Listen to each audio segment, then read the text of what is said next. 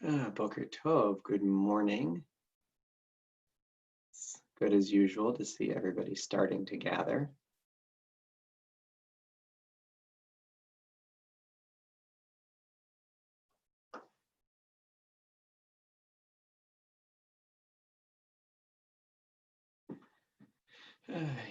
Doing my usual warm-ups, including Facebook connections. Who would have thunk it, huh? The world changes pretty quickly.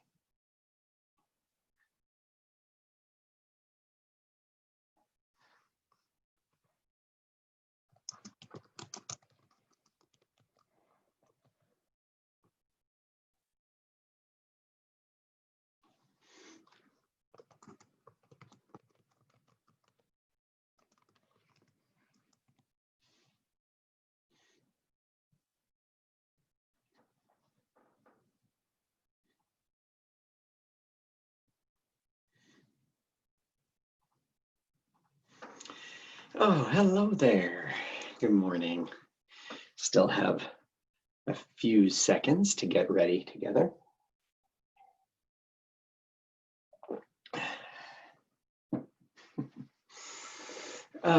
It's good to see everybody joining us. Appreciate the comments that remind us that we are connected to each other and that we get to be us as we start this phenomenal new day, beautiful day. I'm just amazed to see the buds really bursting forth from the trees. I hope you get outside today and get a chance to move around safely, but in a way that connects us to all of the beautiful growing things going on around us. Well, Boker Tov, good morning. Welcome back to Boker Tov from Temple Sinai of Toronto's daily opportunity for us to connect, to reflect, and to remember. And today, I'm really going to focus on the reflecting. Over the last number of weeks since we started our opportunity to start the day together, on days that are not Torah days or special occasions, I've been focusing on the intermediate blessings in our regular daily prayers. And having had an opportunity to focus on each of those 13 prayers for just a moment, for the next focus, I'd like to move on to what are known as Shesh Zechirot, the 6 remembrances. On Yom HaShoah this year, I talked a little bit about the fact that there is a Jewish tradition. It's in fact incorporated into the end of the daily service in many Sidurim, in many prayer books, that each day there are 6 things that we should make sure that we remember every day. And so as we continue to have our time to reflect, I want to do just that. I want to focus on those 6 remembrances and to say, to begin with, what does it mean to remember?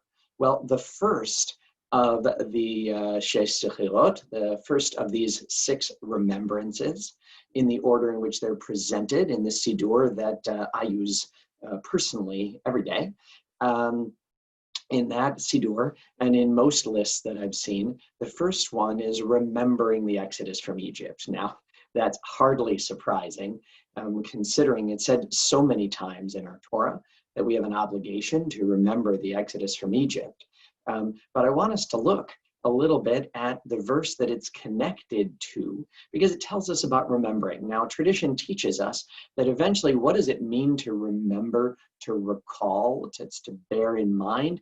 It is something internal to us, that in order to turn our mind, our attention, our heart to something, that would be enough to be remembering. And yet, because of the multiple times that remembering in general and remembering the Exodus from Egypt is called forth in Torah, it's taken as a lesson by the organizers of our tradition, by the sages, by Chachamim, by the ancient sages. May their memories be a blessing to us. It's taken as a sign that it's not enough just to recall in our heart. We need to say it out loud. Because when we say things out loud, it changes the nature of them for us. And of course, what we say affects what they become to us. And so, of the different choices that are available for us to remember the Exodus from Egypt, of the tradition in mentioning this commandment directs us here to Exodus 13. Right? Exodus 13 says, the Eternal spoke to Moses, saying, Kadesh li kol bacho, consecrate to me every firstborn, human and animal, first issue of the womb among the children of Israel belongs to the Eternal. Moses said to the people, here's our verse, remember this day on which you went free from Egypt, the house of bondage, how the Eternal freed you from it with a mighty hand, no leavened bread shall be eaten. Okay, how did food get into it? I guess our culture, at least as much as any, is focused on food, but it's not about food here. It's about that this particular time where the Torah says, remember that you went free from Egypt. It reminds us of a number of things. It reminds us the idea of not eating leavened bread at the time of Pesach is taken as our tradition grows and blossoms as something much bigger than not eating bread. That the sense of rising that is in leavened bread becomes symbolic of the arrogant, the Yetzer Hara, the difficult and negative inclinations that we find within ourselves. And so our ability to push them away is part of our ability to push away those parts of ourselves that are unworthy of what we can be created in the divine image. And so it's not merely a focus on food. As you can see beforehand, it says consecrate the firstborn. Why? Because in Egypt, the plague of the firstborn is a reminder, not of whether or not some historical fact happened with the children of Israel in Egypt, but of the sense that each one of us receives our life as a gift. And that the idea that becomes the ritual of redeeming the firstborn in our people is not about some ancient connection to service in the temple in Yerushalayim. It's about a profound reminder that life itself is a gift for which every day when we remember Egypt, we remember what a gift our life is and what a gift freedom to choose is. Freedom not only to say yes and to do wonderful things, but as at the end of verse 3, freedom to say no. And if we look further down in this same chapter, we continue, and what do we find in verse 5? We find our connection to a land, to Eretz Yisrael, the land of Israel, flowing with milk and honey, a reminder that our people needs a place to blossom, a place where our potential to take these kind of ideas and to live them out with a whole community can be realized. And then what does it say in verse 8? And you shall explain to your child on that day, it is because what the Eternal did for me when I went forth from Egypt. We have to live these in our lives, but we also, whether to our own children or other people's children, the role of being a role model and teacher, wow, nothing could be more profound and significant and meaningful than us doing that. And so we need to live out the reality of the Exodus from Egypt in front of those we might influence each and every day. And this shall be an oath, it shall be a sign, as it says, on our hand and on our forehead. This passage is maybe also chosen as a reminder of the Exodus from Egypt, as the one we choose, because it is one of the 4 parashiot, one of the 4 sections from Torah that's inside the tefillin, that's inside that personal reminder, the personal ritual that can put us in a place of prayer. That when I speak for myself, when I put on my tefillin, the goal of it is not merely to do a mitzvah, it is rather to take these essential ideas and values, to remember them, to make them present in my heart and in my life. And I hope all of us can do that.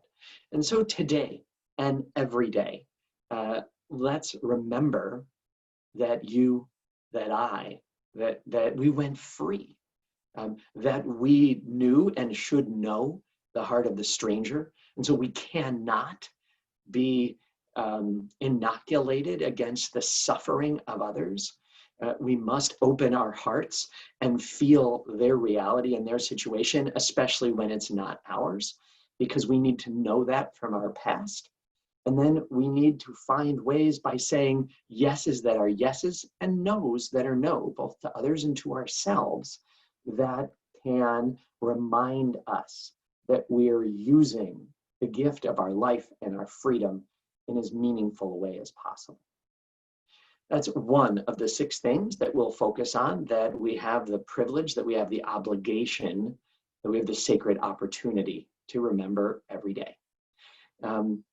One of the ways that we've been remembering that during this particular time, remembering that the experience of others and that their gifts to us need to be honored, is by saying our daily prayer now, rather than just on Torah days, our prayer for refuah, for healing, for strength. One of the words that's used in it, I love it, lahachlim, means to heal, but it literally means to cause to dream. Wow, to have the chance to let ourselves dream again. Certainly sounds like healing to me. And I wish that for all who are ill or isolated, for those going through procedures and difficulty, and for those who stand on guard on the front lines for us, for all that we hold in our hearts, we ask for these words of refuah. Mishaberach avotenu Abraham, Yitzchak, v'Yaakov, v'imotenu Sarah, Rivka, Leah, v'Rachel, hu yarapeh et kol makotenu, yiratzon milfanecha Adonai Eloheinu, l'hachalimam, l'rapotam, v'shlach lanu mehera refuah shlema, v'teret shalom, v'nomar amen. May the one who blessed our ancestors bless and heal all who suffer. May it be the divine will to provide healing and strength. Reveal to us the holiness of life, the wholeness of shalom. And together we say, amen. And so today, as we take this moment to focus on our awareness and our awareness of memory, we also remember quite concretely, as at this time, we need to take a moment and we need to focus on remembering those who've died in recent days and weeks, those who died at this season in years past, and those whom we've taken into our hearts with our own. During the last 30 days, we extend our condolences to the families of Lauren Barsky, Hannah Glatter, Ruth Kellman, Marcia Mason, Pauline Milrad, and Oved Ben-Ari. And we remember all victims of terror and violence, including the 22 victims of the mass shooting in Nova Scotia. And on your site, on this day, on the 11th day of Iyar, on the 5th day of the month of May, we remember Murray Battelle, Shirley Battelle, Esther Blau, Louis Blidner, Jenny Bloom, Harry Laurie, Rita Mann, Bessie Silverhart, Amy Weinberg, Edith Frank Zadnoff. Zichronam Livracha. May their memories be a blessing to us. Our griefs and our sympathies are mingled, as together we turn to words sanctified by memory, words glorified by hope in the Kaddish Yatom. Yit gadal v'yit kadash shemei rabba, be'alma divrach hirutei v'yamlich malchutei, v'chayechon u'v'yomechon, u'v'chayei dechol beit Yisrael, ba'agala u'v'zman kariv v'imru, amen.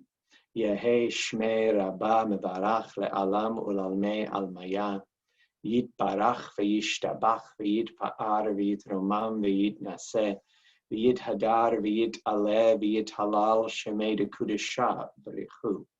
Le'ela min kol birchata v'shirata, tushbechata v'nechemata, v'amiran v'alma v'imru, amen.